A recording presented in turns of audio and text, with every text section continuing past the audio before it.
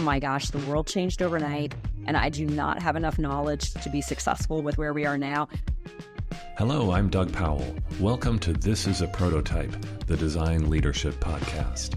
In each episode of This is a Prototype, I invite two design leaders who have traveled very different life and career journeys to share their stories, to compare notes, and to talk about what it takes to be a leader in this new era of design.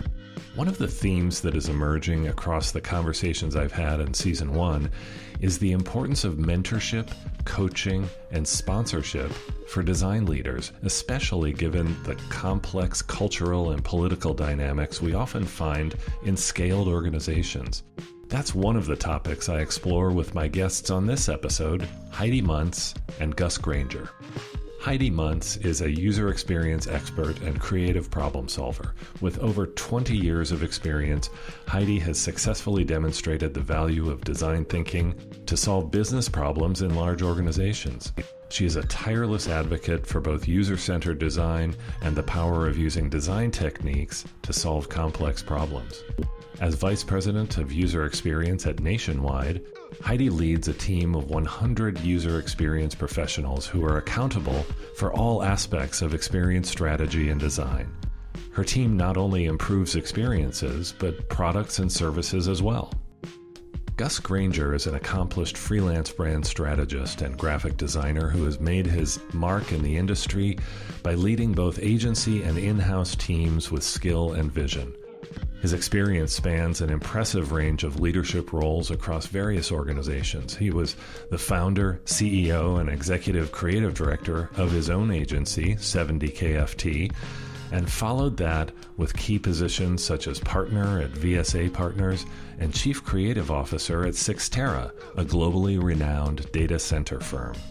A staunch advocate for social justice, Gus's contributions extend beyond his professional pursuits. He actively supports numerous nonprofit organizations aimed at dismantling obstacles that hinder underrepresented designers in the field. If you've listened to previous episodes of This is a Prototype, you know that I love to hear about how my guests discovered design to begin with, and that's where I start my conversation with Heidi Munc and Gus Granger. Heidi starts us off with her story.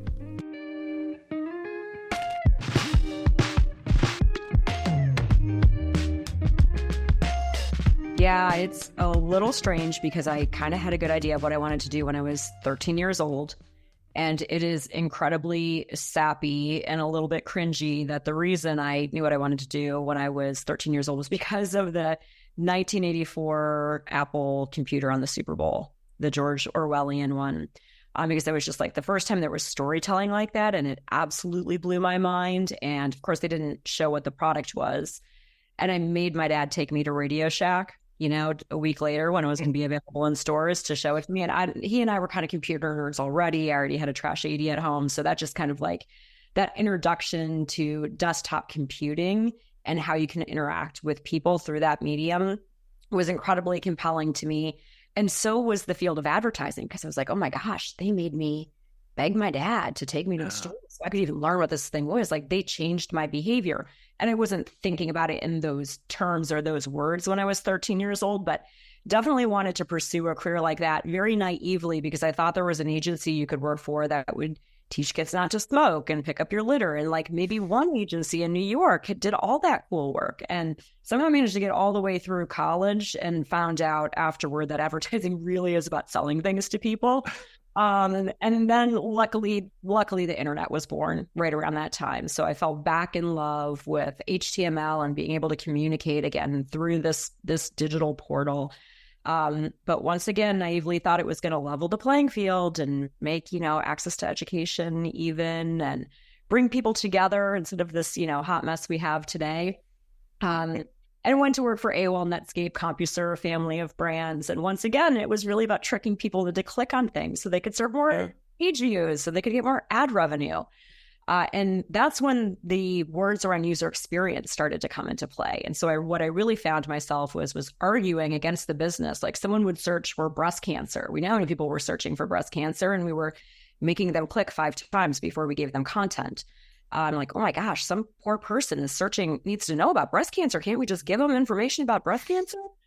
So I found myself really advocating for the user. And so it was this perfect fit, where I'm like, oh my gosh, I finally got into a field that is as I believed it was, where my role is really advocating for the user. And I currently work for an insurance company nationwide who luckily has a very large user experience department. And it's I feel like I finally was able to fulfill what that 13-year-old wanted to do, which was use these design skills for good by uncomplicating complicated topics for people.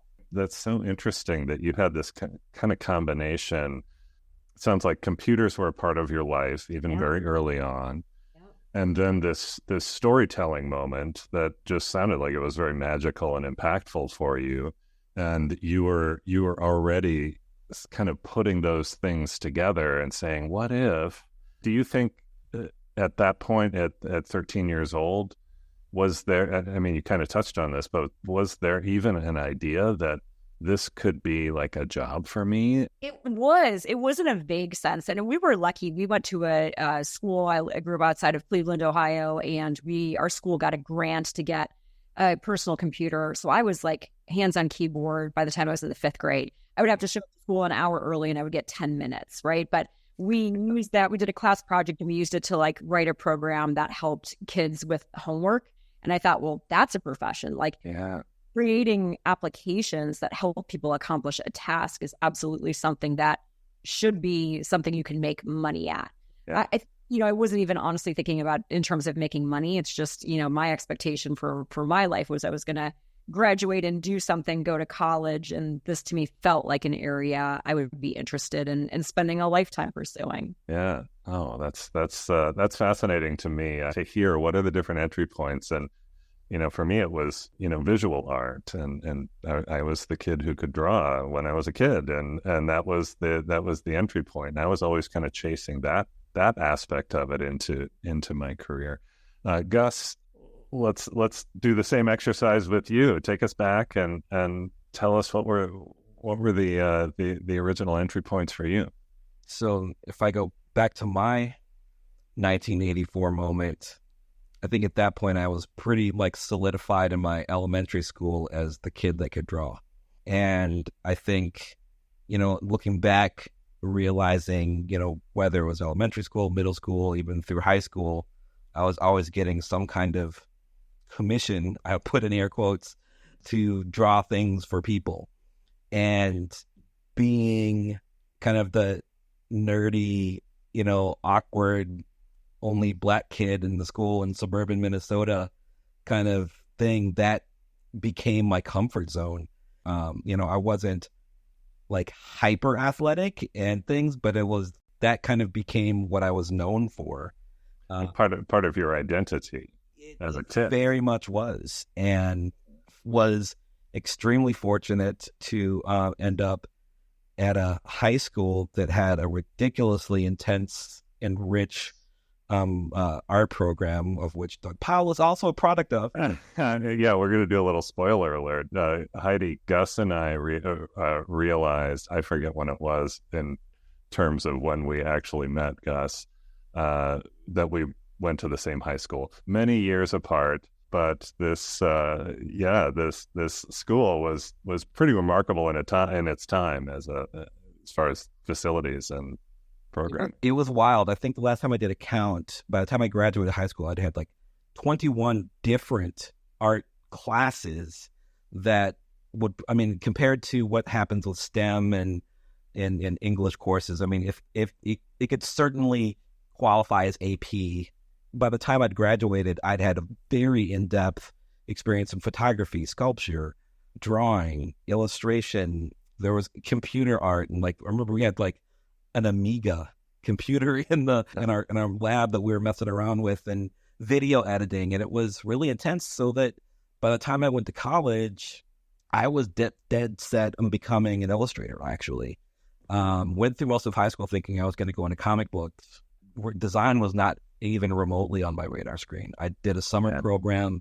It's at SCAD, the Rising Star program, and there were design kids and there were illustration kids, and I was in the illustration camp, and design kids were like, oh, it's not real art. They were just putting like transparencies over pictures that somebody else took and words and stuff that just, there was these warring camps. And when I ended up I ended up staying closer to home at Drake University in Des Moines, Iowa, and was able to create a major, but started getting into illustration and was spooked by a few things, realizing that like I felt like my fate was going to be kind of determined by what was considered trendy at that moment.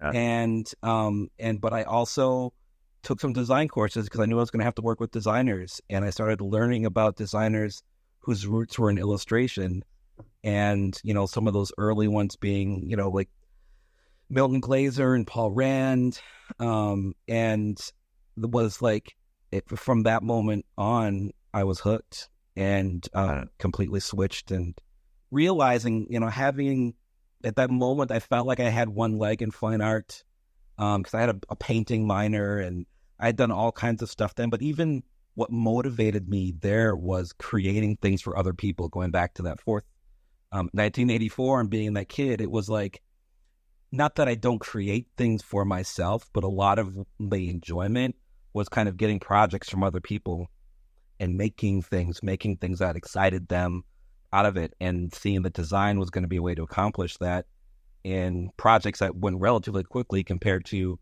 going into architecture, where whatever I would design, I wouldn't see it manifested for years and years. And I was curious about that space, but I'm too impatient to wait that long. Yeah.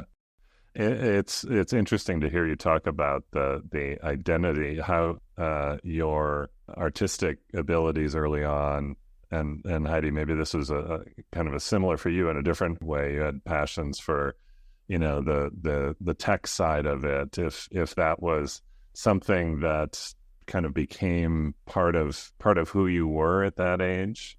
It absolutely did. But it's funny, as you were telling your story, Gus, I remembered I used to paint album covers on Trapper Keepers, because there went through a couple year period where the Trapper Keepers had like that canvasy kind of cover. They were just plain. They were just like a denim or a beige canvas color, and I would get paid like $10 to paint a Journey or a Van Halen album cover on top of these things for kids. So I guess I did at an early age realize there was some money in this if you were good enough at it, but definitely did appreciate the novelty of the tech side of it.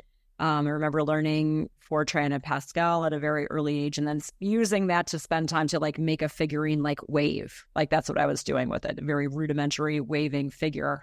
So just using that new technology to kind of marry up with my, artistic, hand-drawn artist nature was something I was very interested in at a young age. I was getting flashbacks to my own early computer days with working on a TRS-80 and a software called Logo on like, here's how to draw a square, and then like, how do I make it make a circle? And that was real coding back then. Yeah.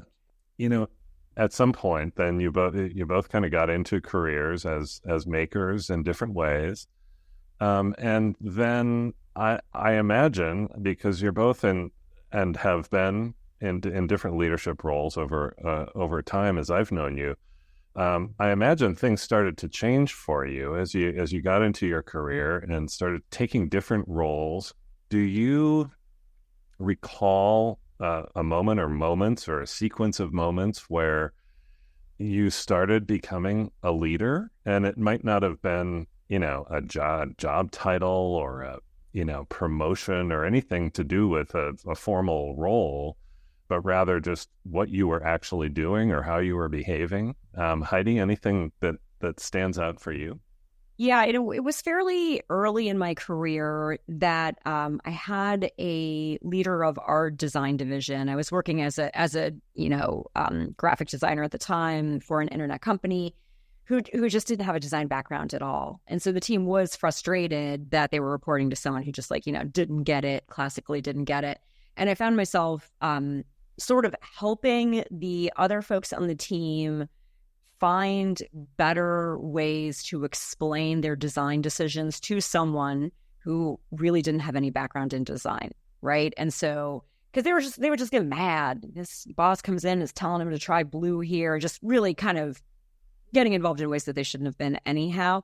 But the folks on the team just didn't know how to have that conversation with them in a rational way that could change the person's mind. So that's really the first time I thought, I'm good at this other side of things where I don't know if I'm good at talking about design or convincing other people of the value of something being done a certain way. That was well before I was a formal leader. It probably took 4 or 5 years before I got my first role as a manager of a small design team. But I think that probably had something to do with them asking me to apply for that role, that by then I was having those conversations in a more elevated way with business people who don't understand the language of design. Yeah. And it sounds like that happened initially in a very organic way, or a very kind of, it just out of my concern for the team, right? Yeah. Teams are better when people are happy and productive. And we were having some drama around a leader who just really didn't understand what we were doing. Through no fault of their own. They inherited us. I'm sure they weren't thrilled with it either. But just for the sake of team cohesion, I kind of felt myself leaning into that role where I was helping with that.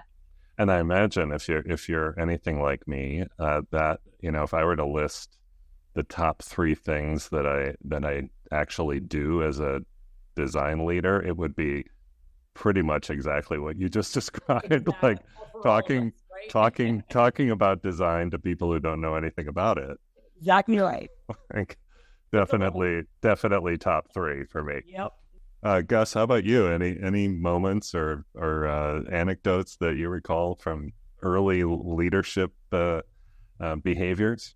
The first thing which comes to mind for me is actually relatively early in my career, because I'd spent my first couple years working primarily in print and brand identity, and then spent a year in a fast-moving, intense, interactive agency and doing pretty high-profile work for giant websites. I even then I was like, I can't believe I was assigned to the things that we did. But I mean, it was kind of the Wild West, the early days of Flash and all kinds of stuff. And it was like UX wasn't even a thing. But we're just kind of like, all right, I can do anything with this button. It can make noise, but should we? And then so suddenly like stuff that, became part of creating something which was immersive and, beautiful and engaging and successful for our client. I'm like, gee, the UX side. I'm reading like Nielsen Norman books and things on the side. It's the same as trying to create, madness and learning code, and also trying to make it engaging and unique design work. After leaving that, I left because I missed the other side, the tangible stuff, and I ended up at a small design firm that wanted what I knew. And so now I was there kind of like relatively early in my career, and more experienced designers are looking to me for how do I do this online? Even the principal and creative directors are like, Gus, tell us about this. And so I'm definitely at a point where I'm learning about being a designer, how to be a better design leader, how to work with teams, that, being really my 3rd year out of school. But it was the beginnings of kind of being kind of looked to as not an expert, but certainly someone who's experienced. You were the go-to. You were the guy who everyone turned to because you knew something that everyone did. There's something interesting about what you were just saying there, Gus, about that. You referenced Nielsen Norman, and just kind of, it sounds like you were really trying to kind of self-educate and skill up. Heidi, did you go through that at different points too, where you've realized I've got a gap in what I need to know, and I don't even know what I need to know, but I got to figure this out. Absolutely. Several times, one right now, right, with artificial intelligence, and what does that mean for our career? So I know that lots of times people find those kind of real hard pivots terrifying or, anxious making. I think they're incredibly exciting. But I've gone through several points in my career where it's like, oh my gosh, the world changed overnight. And I do not have enough knowledge to be successful with where we are now. Probably the most recent one was just as simple as responsive design. So we're used to designing for fixed viewports on the screen, and all of a sudden responsive came around. I mean, this was back in the day when we were producing PDF documents for our developer friends that showed exactly how far away the buttons were from the text in pixels, right? And then we had to have a different language to be able to communicate these design specifications when anything was possible, and having to teach yourself and your team how to do that very, very quickly so that everything doesn't fall apart. That was absolutely one of those periods. And I think what we're in right now is super interesting as well. And, as the user experience team at Nationwide, we are never going to be the folks who consult on the technology portion of artificial intelligence or the business portion or the risk portion or the legal portion. But we better be able to answer questions about like the human implications of allowing it to be used either externally with our members or internally with our associates to make things optimized for speed. So we're diving in hard into, what are the ethical principles you need in place for ethical artificial intelligence design, no matter what audience you're using that solution with. I find it incredibly interesting. And I think as long as we're leading with our values as designers, that you should always use design to make things a better place, we'll stay in the right direction. But right now I feel like I have to learn things very, very quickly because the ramp up and adoption of it is quicker than anything I've seen before. Yeah. How do you actually learn this stuff, Heidi? I think that's really interesting that you just went through, a handful of scenarios there that are really challenging. I mean, what do you go for? Gus referenced grabbing a book. Younger designers might just go to YouTube and like find the video, or well, of course. Yeah. Or are you a peer-to-peer learner? Like I'm kind of a peer-to-peer learner. I really learn by, having someone next to me who I can look over their shoulder, or we can do it together. How do you like to? That's great that's the kind of learner that you are, because I think that's where we are right now with this field. There's not a lot that's written down. So my approach has been to search out the experts and make friends with them quickly. Luckily, I have like a cognitive systems engineer on my team. She has a PhD in cognitive systems engineering. I think she's one of 20 people in the US right now with a degree. So she's invaluable because she's studied this stuff for literally decades. It's just now that there is an interface where everybody gets to use it, that it's become more urgent. So she has a wealth of knowledge, and I've been spending a lot of time learning directly from her. But then, it's everything else. I subscribe to all of the feeds. I listen to all of the podcasts, and just casting a wide net at the moment to find what is the most valuable and applicable to what I'm trying to bring to the table in my role as a leader of a UX team, as the entire organization is figuring out how do we use this. Yeah. Gus, how about you? I imagine you're just like Heidi, just needing to almost every day, every week, a new thing is there, a new client's asking a new question, and you got to figure out the answer. How do you do that? No, I think it's whatever is in reach. I mean, not to be too general about it, but I mean, the peer-to-peer, when you have that within reach is so wonderful. And that, I mean, because I mentioned like my leap to interactive and then back to print, and then I kind of became known as this kind of hybrid designer that could work in both ways. But in staying sharp there, it was important to me to always have developers working very closely to me, just to be like, look, what can we do that I don't know? That like what, things are available that I'm not even thinking about in the beginning of the creative process.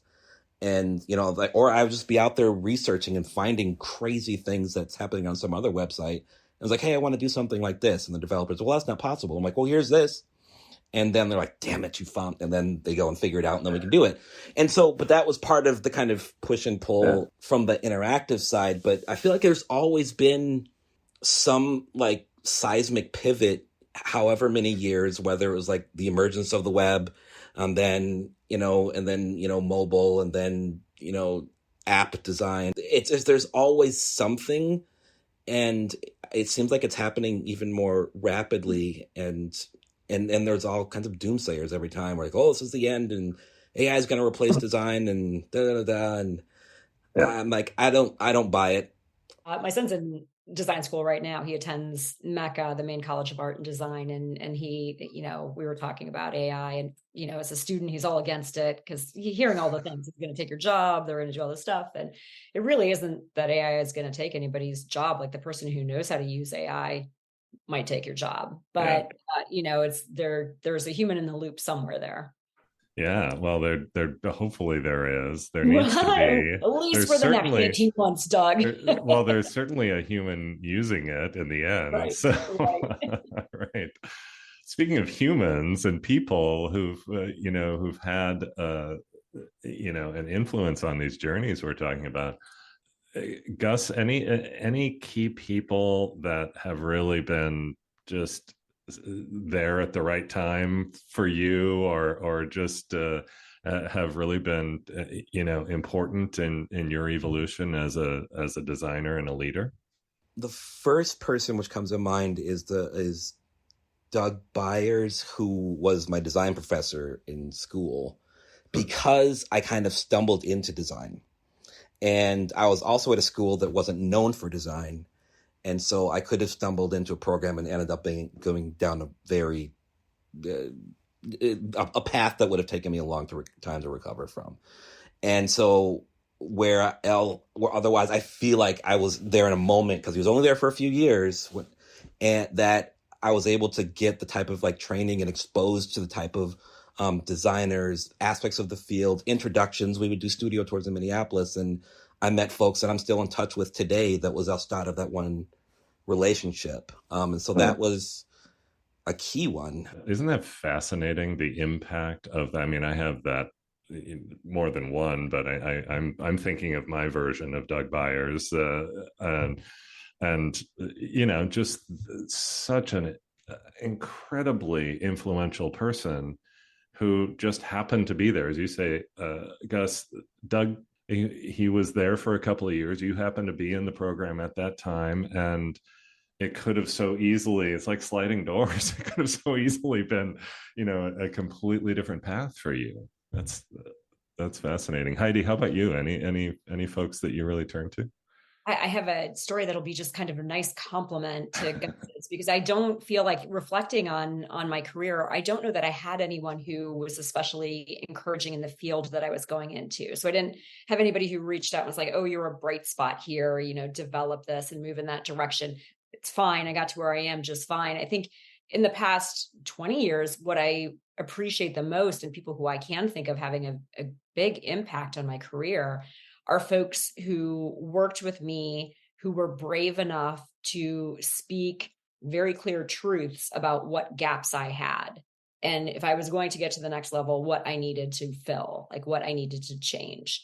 A lot of it does go back with how you explain the value of design at different levels, right? And as designers, we're so passionate about it. We can speak very, very clearly about all of the heartstring components of what we're trying to do with design, but business needs to understand that purse string component too. And as you climb the ladder, the Excel sheets get more complicated and the math becomes uncomfortable for designers who don't want to spend time living in that world.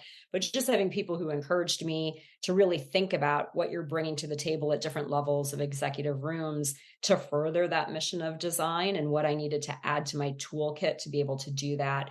I'm just incredibly appreciative of the people who, took a moment, and it wasn't one, it was two, who took a moment and took me aside and said, here's some things you're probably going to want to learn if you want to go farther. So are those, for you, Heidi, are those people that you're thinking of, are they other executives at Nationwide or yes. who executives in the business? Right. And they kind of understood the value of design and the value of user experience and what it could do for the business, but they were able to read that in the room. Not everyone was what I was trying to lay down, right? So they're pointing that out to me was incredibly valuable. And, I had to play with format a little bit to come up with what works pretty well now in a repeated manner at Nationwide. But I was just incredibly grateful to have people who felt like they were comfortable enough to do that, because it was certainly helped my career. Well, it sounds to me like they were comfortable enough, not only in spotting that aspect of it, but also in understanding the importance of sponsorship in these big organizations. I mean, they kind of put themselves out there by, reaching out to you and saying, Heidi, I think I can help you do this a little better, or you're missing some gap here that the room isn't picking up on. And that's super powerful as we get into these, complex organizations where there's some code or some Right. language being spoken that we just don't know. Exactly understand. It wasn't the Yeah. language we were raised with. Yeah, absolutely. I mean, sponsorship is a huge component to success. And you're absolutely right, Doug, that when people do that, they're putting their name out there too. And I've had situations where people have asked for my sponsorship and I've given it to them, and we've been very crisp about what we're going to work on. And I've had situations where people have asked for my sponsorship and I've gone back and said, respectfully, I'm going to need to see X, Y, and Z out of you before I'm willing to put my name on as your sponsor. So it is something that you have to take very seriously if you're in the sponsorship or the sponsoree part of that relationship. Yeah, totally. Gus, I see you nodding your head there. You've been been an agency owner, you've been a partner at a big agency. I imagine you've been on both sides of this equation. Yeah, for sure. And I think it's related to sponsorship, where I think it's just perhaps just simpler and just thinking about just encouragement and endorsement, and that having an ingrained sense of perfectionism that has carried me throughout, and just like, it's just work good enough. I'm never happy with anything I'm creating. And for me, happy with the project for maybe 5 seconds, and then I see something wrong, then I move on to the next one. And it's just the intensity of that. But relatively early in the career, ending up at a studio that I had looked up to since I was in design school, and having the principal of that design firm actually endorse me, as far as yes, you belong here. You are part of this group. It was a form of validation, where it was always all right, well, am I good enough to work here, or are these people going to think my work is good? And it's just, there's some of that, which I think is just kind of unhealthy, and just in the design business period of do I have this award, or this magazine say I'm good enough? But I think as we're kind of pursuing what we think, the value of this is, those that have accomplished. I mean, I'm specifically speaking about Dana Arnett, having worked for him twice at VSA Partners. But that was another important moment for me, where it's we're at a design conference, and he's oh, and Gus is here with my team, and da-da-da-da. And I was did Dana Arnett just say my name? And I'm and I worked for him, but it was I just kind of had this out of body experience of oh, I'm the design student back there that saw him speak at some AIGA event back when I barely knew what the profession was. But that had a lot to do with, it's just hard to explain of all right, maybe I actually do know what I'm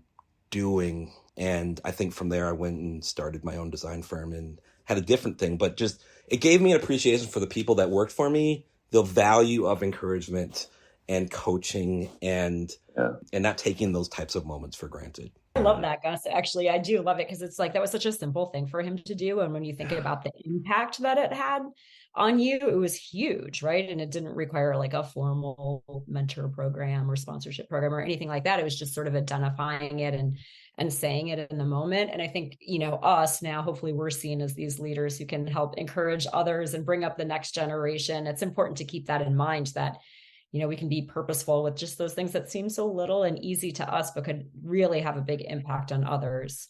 Yeah, that's a great anecdote, Gus. I totally agree. Yeah, and that generosity that Dana showed in that moment.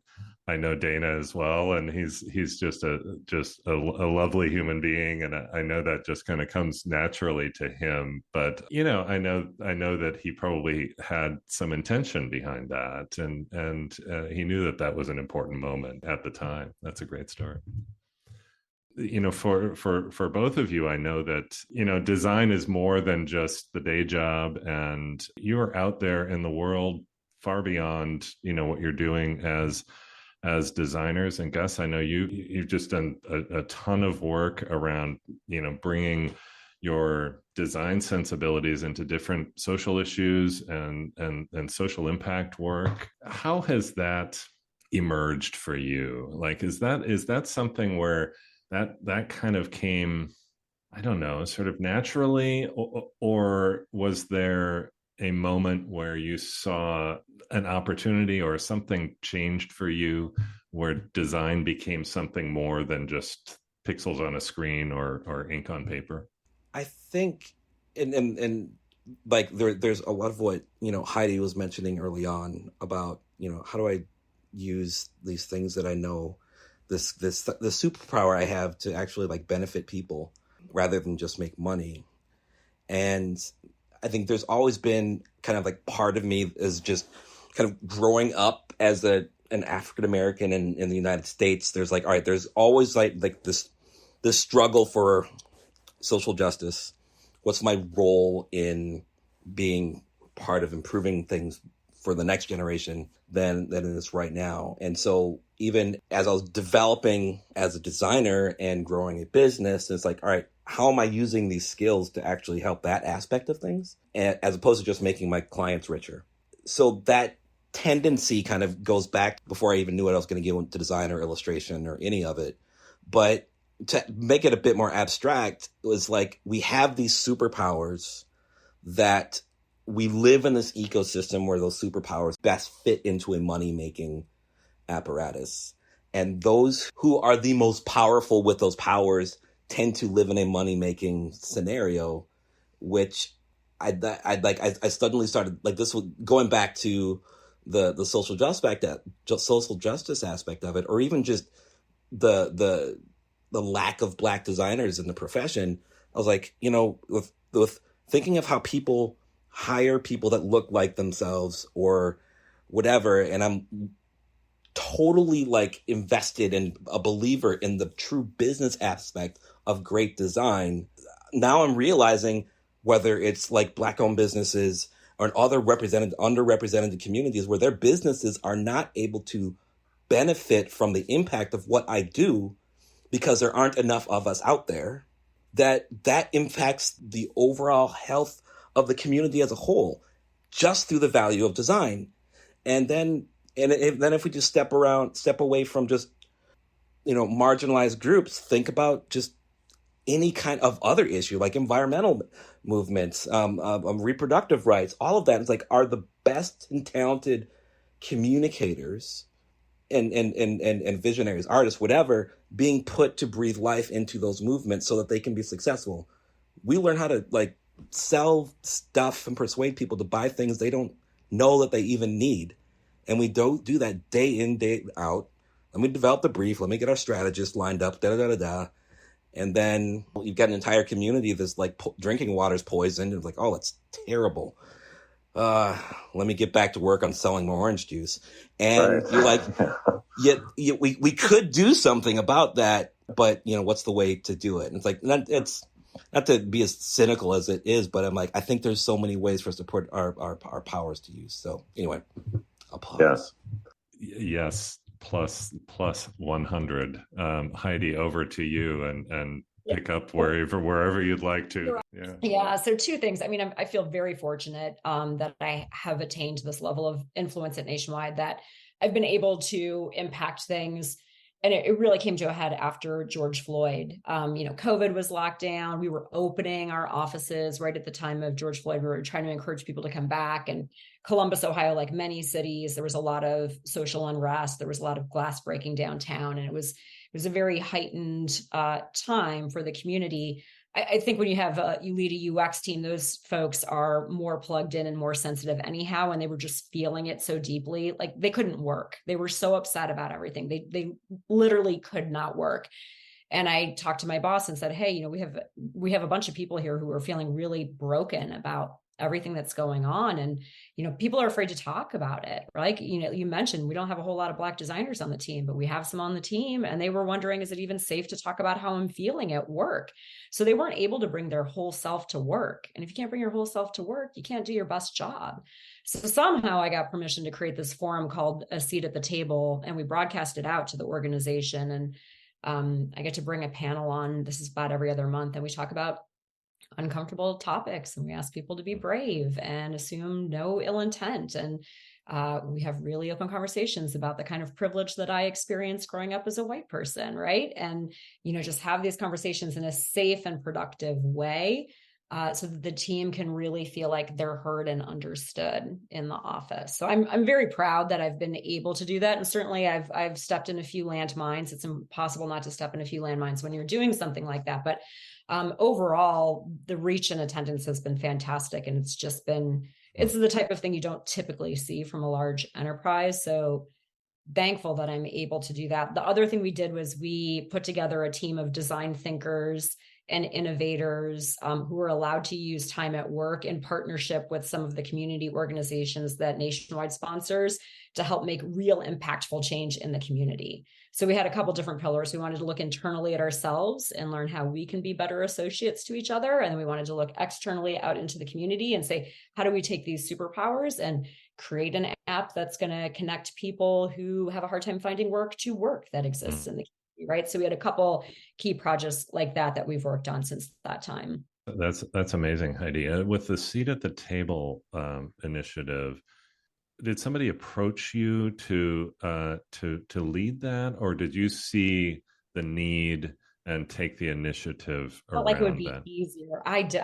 I took it. I felt like it would be easier for me to ask for permission than one of our minority members of our community. So I thought, like, this needs a sponsor of this, and we need to be able to get it moving. And I just felt like it would be easier if I did it. So yeah, I did it. But I will tell you what, it is not the Heidi show. It is a small group of people who do a tremendous job, like with the programming and the content and, pitching the concepts and pulling all of that together. Yeah, no, it was more to me about, like, what is it about designers that when I was at IBM, kind of in that same time frame, Heidi, the designers really rallied around a very similar set of issues and conversations. And I guess what I'm teasing out is, like, what about designers is like, why us? Why would we be the ones in a complicated organization? Gus, it looked like you're about to say something here. All day long, people come to us with challenges they can't figure out on their own.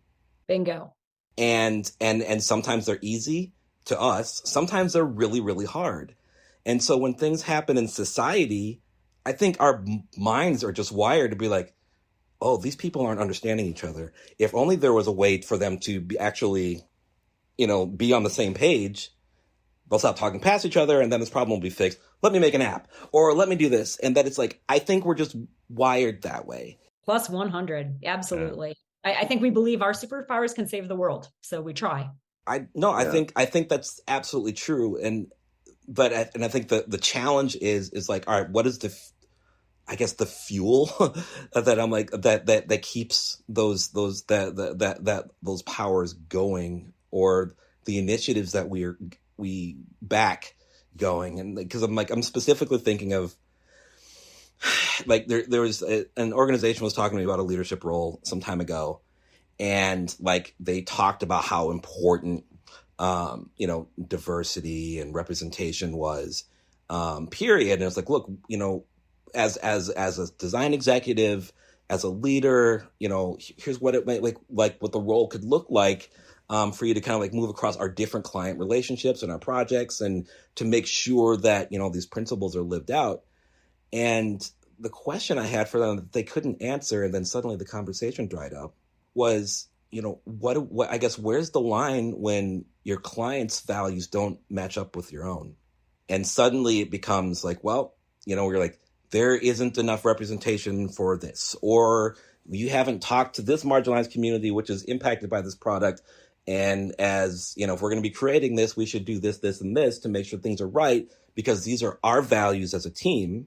And if the client's like, nah, we don't care about that, that suddenly that starts to define how deeply felt are those values when it has the potential to impact revenue. And I think how many of the organizations that, had their uncomfortable moment, meetings and things, didn't keep it going after the summer of 2020, after they put their black square up, and they're like, you know what? Because I've seen this, the New York Times did a great survey on this, like after 2020, things have swung in the opposite direction, and mindsets around that particular area of social justice is worse than it was before George Floyd. And so it's phenomenal that work like you're doing at Nationwide continues, and that I feel like designers are going to be a key conduit in seeing those moments, helping spur initiative and making people believe that they can breathe life into whatever it is, whether it's a thing that gets created or a program or a group or signs that they carry around at a march. Yeah. But the pursuit of revenue and dollars is gonna, it's like corporate values are always going to kind of come into it. It's easy to be virtuous at the convenient time, and it's hard to be virtuous when it's not convenient or not advantageous for your business. Heidi, you dropped a little hint in our production email exchange. You said something about running for office. Oh, yes. Because I think design can save the world. Do say more. I'm running for it. Well, not the world, just my local municipality. I'm running for city council in my local municipality, but I am doing it because we are fortunate. We live in central Ohio. There is a great migration towards this area of the country. Partly that's climate-driven migration, right? It's too hot. It's too burny in other parts. It's too hurricaney. Midwest is, despite the hail and the tornadoes and the god-awful humidity and mosquitoes, relatively okay right now. So the town is going to grow a ton. And this is a town that's like really likes to think they're in a bubble and they don't have to change.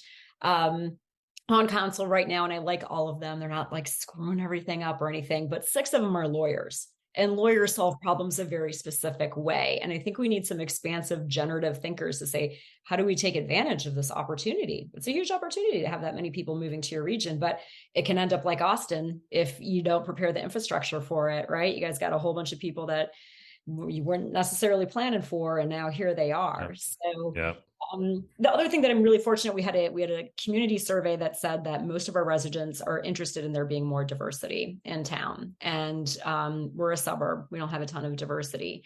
So I'm very interested in working on a city council where, most of the basic needs in the city are taken care of. So we have this permission to work on these higher order, opportunities, challenges, however we want to call it. So it just seems like it's a good time that my skill set would match what the city needs for their next level of evolution. That's so great. I'm so fascinated by, I think you're predicting, I hope you're predicting what could maybe be the next sort of era of design leadership. And that is, as we as design leaders sort of go out in the world and do other things outside of design and bring all of these skills and superpowers that we've developed as design leaders out, as you say, into an environment where most of the folks currently solving the problems are not doing it in a very human-centered way. Not doing it the way we do it. That's right. Yeah. We have just a couple minutes left here in our time. I know that both of you have college-age children.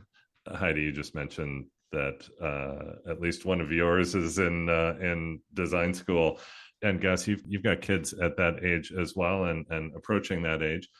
What are you telling your own kids, but also others at that age who are looking at design as a profession? Like what guidance are you giving in maybe a minute or less, Gus? What are the words of wisdom that you're putting out there?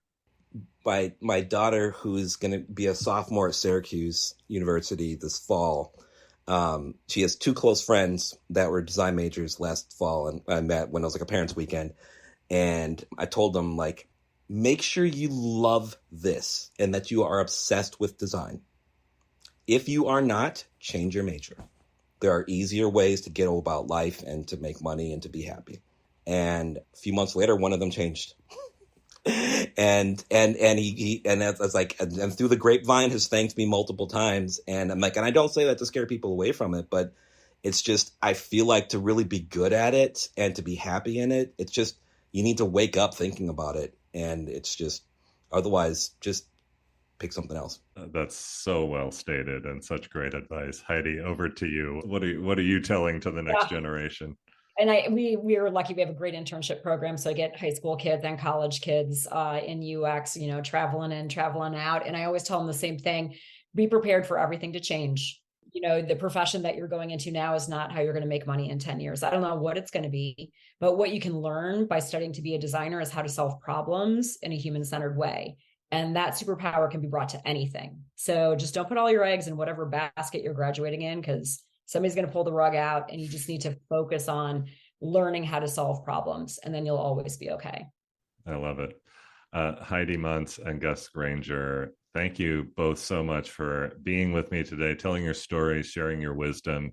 What a great conversation. Thank you. Oh, thanks for having us. That's all for this episode of This is a Prototype, the Design Leadership Podcast. Special thanks to Scott Leach of Brand Speak Communications for his production assistance, and to Graham Barton for his original theme music. I'd love for you to help me grow the audience for this podcast by liking and following it on your favorite podcast platform. And I'd also love your help finding great design leaders for future episodes of the show. Please reach out to me on LinkedIn with your ideas. You can also find out more about my work as a design leader on my website, dougpowell.design. Thanks for listening. Until next time.